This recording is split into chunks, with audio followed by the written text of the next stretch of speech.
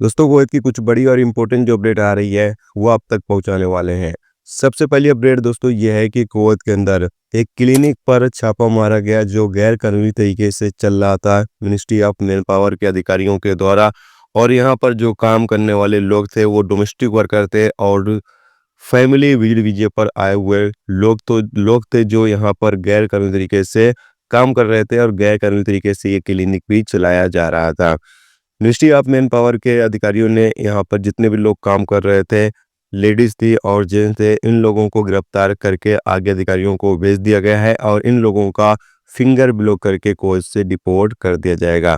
Ministry of man power का यहाँ पर कहना यह है जितने भी लोग कुवैत के अंदर आते हैं डोमेस्टिक वर्कर के वीजे पर आते हैं तो वो कुवैती के साथ काम करें और जो बंदे कंपनियों में आते हैं वो कंपनियों में काम करें और जो लोग फैमिली वीड वीजे पर कुवैत आते हैं उनको काम करने की परमिशन नहीं है।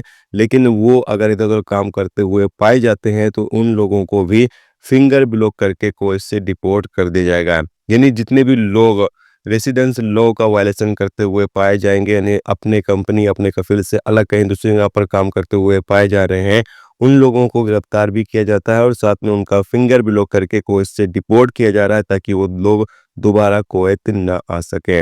इसके साथ अगली अपडेट यह है कि कुवैत के अब्दली कस्टम अधिकारियों ने एक ईरानी महिला को गिरफ्तार किया।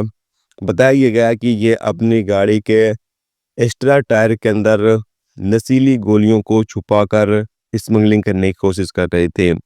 अब इसको पता भी नहीं था। बताया गया है कि इसका जो पति था उसने इसकी गाड़ी के अंदर जो एक्स्ट्रा टायर होता है उसमें नशीली गोलियों को भरकर रख दिया था।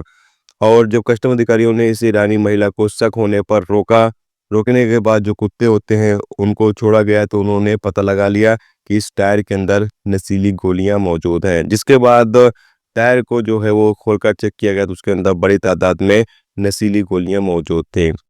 जिसके बाद इस ईरानी महिला को गिरफ्तार करके आगे अधिकारियों को भेज दिया गया ताकि आगे इसके खिलाफ कानूनी कार्रवाई की जा सके।